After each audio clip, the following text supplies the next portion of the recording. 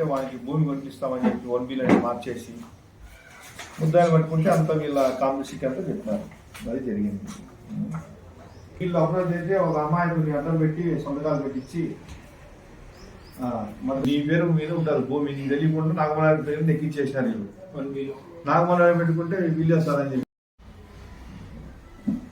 Complaint 30 లక్షలు ఓటుకొని రోజు చండీగఢ్కి చెందిన పునీత్ నందా అనే ఒక నేరస్తుడు ఇతను పండ్ల తోట పెంపకాలు చేస్తుంటామని చెప్పి పుట్టపర్తి మరి కదిరి మరి ఢిల్లీ ప్రాంతాల్లో చాలా మోసాలు చేశాడు.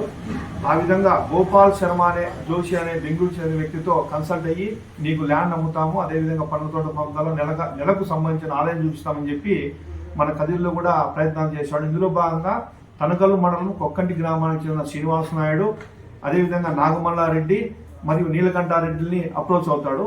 వీళ్ళ ముగ్గురు సహకారంతో ఈ పునీత్ నందా గోపాల్ శర్మ నుంచి 30 లక్షల రూపాయలు తీసుకొని అందులో 12 లక్షల రూపాయలు ఈ ముగ్గురికి ఇచ్చి వాసుదేవరెడ్డి పేరు మీద ఉన్న 6 ఎకరాల భూమిని నాగమల్లారెడ్డి పేరు మీద మార్చి 1B చూపించి నాగమల్లారెడ్డి నుంచి గోపాల్ శర్మ జోషికి రిజిస్టర్ చేయడం జరిగింది.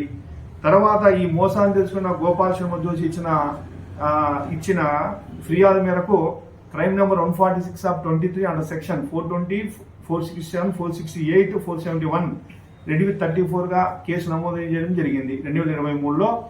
దర్యాప్తులో ఈ కొక్కంటి శ్రీనివాస నాయుడు, నీలకంఠారెడ్డి మరియు ఈ నాగమల్లారెడ్డి అనే వ్యక్తుల పేర్లు రావడం జరిగింది. అందుకు నిన్నటి దినం వీళ్ళని తనకొల్ల ఎస్ఐ గారు వారి సిబ్బంది అరెస్ట్ చేసి రిమాండ్ పంపడం జరిగింది.